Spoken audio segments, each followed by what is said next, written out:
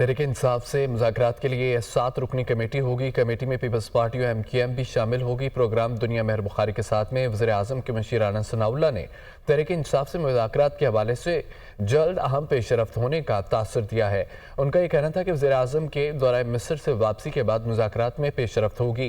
हुकूमत की तरफ से 7 रुकनी कमेटी होगी जिसमें पीपल्स पार्टी और MQM को भी शामिल किया जाएगा। राना सनाउल्लाह ने यह भी कहा है कि तहरीक इंसाफ ने अगर इतवार से सिविल नाफरमानी की तहरीक शुरू करनी है तो कर लें, तहरीक के साथ साथ मुज़ाकरात भी कर लेंगे, लेकिन तहरीक इंसाफ की सिविल नाफरमानी की तहरीक नाकाम होगी। उनकी तरफ से 4 अराकीन पहले थे, उसके बाद 3 का जो इजाफा किया गया 7 लोग हैं जी।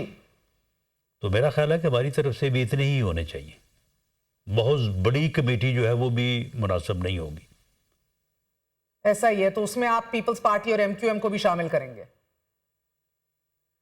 जी, उनको लाजमी शामिल किया जाना चाहिए और इससे मैं समझता हूँ कि ये इन मुज़ाकरात में और ज़्यादा ग्रेस आएगी और ज़्यादा जो है वो बेहतरी आएगी। मैं तो ये कहूँगा कि उन्होंने अगर अतवार को शुरू भी करनी है सिविल नाफरमानी, वो सिविल नाफरमानी शुरू कर लें, तो वो सिविल नाफरमानी भी जो है वो करते रहें और जो है वो बैठ के जो है वो बात भी करें।